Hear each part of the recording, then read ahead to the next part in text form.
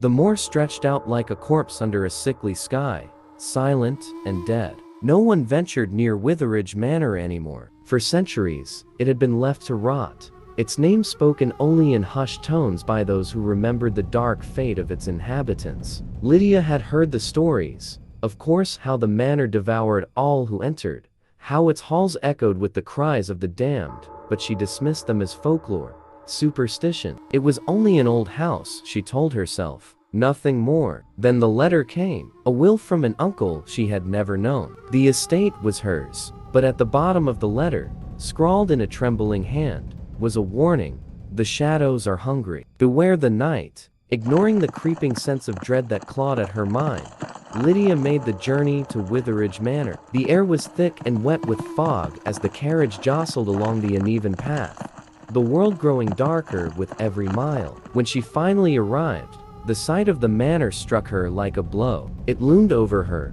a blackened ruin of stone and decay, its windows dark and lifeless, like the hollow sockets of a skull. The wind groaned through its skeletal beams, and the air smelled of rot, as though the very earth around the manor was tainted by death. She stepped inside, and the door slammed shut behind her with a finality that sent a shudder down her spine. The silence within was suffocating, thick and oppressive, broken only by the distant sound of dripping water and the slow creak of the house settling into its decay. The walls seemed to lean in, listening, waiting. For days, Lydia wandered the manor's empty halls. There was no warmth here, no comfort, only cold stone, damp air, and an ever-present sense of being watched. At first, it was subtle, the fleeting sensation of eyes on her back, the prickling of her skin. But as the days wore on, the presence became undeniable. Whispers filled the air at night, faint and indistinct, like the mutterings of a crowd just out of sight. Footsteps echoed down the halls,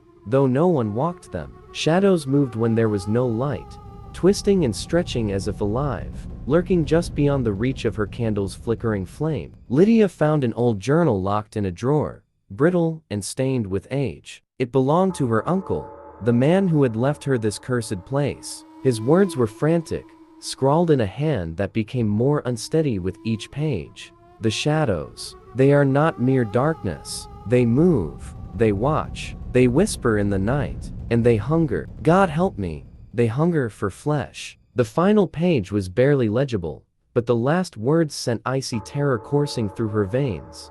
They have come for me. There is no escape. That night, Lydia woke to the unmistakable sensation of cold fingers brushing her skin. The room was dark, darker than it should have been. The fire had gone out, and the shadows crept closer, thick and black, as if they had substance. She froze, her breath shallow and ragged, heart pounding as the darkness pressed in around her. The whispers grew louder, a chorus of voices, soft and insistent, calling her name from every corner of the room. Her skin crawled as the shadows twisted and writhed, moving closer, slithering across the floor and up the walls. They were not natural shadows, they were something else, something alive, feeding on her fear, drawing strength from her terror. Panicked, Lydia stumbled from her bed, racing through the endless corridors of the house. But no matter where she went, the shadows followed. They slipped beneath the doors, crawled along the ceilings, always just behind her,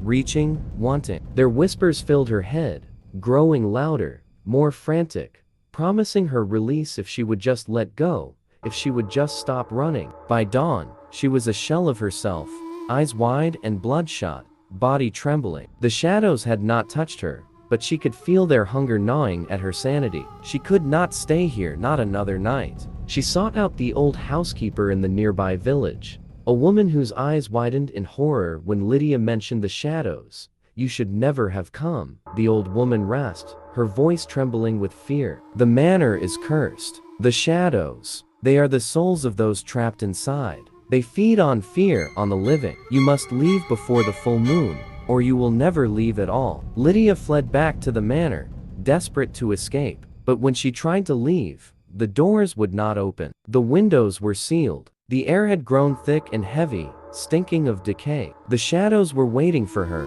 crawling from the cracks, from the very walls themselves. And this time, there was no escape. They closed in around her, their whispers, now screams, their cold hands pulling her into the dark. She fought, but there was no use. The shadows consumed her, piece by piece, until nothing of Lydia remained but a hollow, going scream. Now, on stormy nights, the villagers say that if you listen closely, you can hear her cries on the wind. The shadows still hunger, waiting in the dark for their next victim. And Witheridge Manor, once again, stands silent until the next soul dares to enter.